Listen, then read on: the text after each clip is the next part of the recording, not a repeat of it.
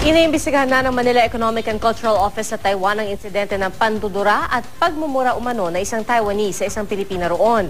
Ilang Taiwanese NGO naman ang nagdaos ng programa para sa mga Pilipino bilang pagtataguyod ng kapayapaan sa pagitan ng dalawang bansa.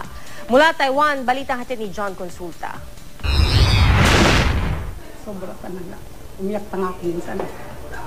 Ramdam pa rin ni Ellen, di niya tunay na pangalan, ang trauma sa diskriminasyong dinanas daw niya dito sa Taiwan. Papasok daw sana siya noon sa trabaho nang bigla na lang daw duraan at pagbumurahin ng isang Taiwanese na galit sa pagkakapatay sa kababayan niyang mangingisda. Nung may dumura, umiwas ako. Tapos lakad na kung gano'n. Nung sumigaw na siya, kanin niya, yung Pilipin, ay Sarah. Ano sabihin mo? Kayo mga Pilipina, mga walang niya, kayo, mga matay tao kayo. Ang gano'n. Natakot na ako, tumakbo na ako.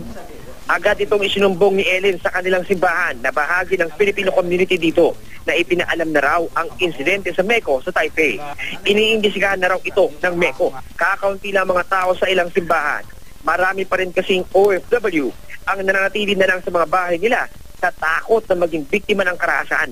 Pero itinuloy pa rin ng ilang Pinoy ang tradisyonal na santakusan. Yun nga lang, imbis sa mga kalsada, sa loob na lang sila ng St. Christopher Parish Church, nagmarsya. Bantay sarado sila ng Taiwanese police para masiguro ang kanilang seguridad. Kami dito tensyonado talaga. Parang ako ang feeling ko talaga may mga gabi talaga hindi ako makatulog. Kasi ang daming tawag eh. Yan ang aming panalangin na ang ating gobyerno at ang Taiwan government ay open sa lahat ng dialogue na makabubuti sa magkabilang bansa.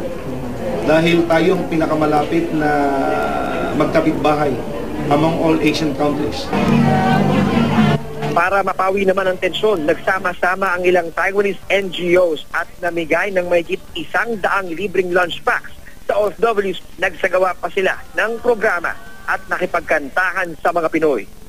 John Consulta, GMA News.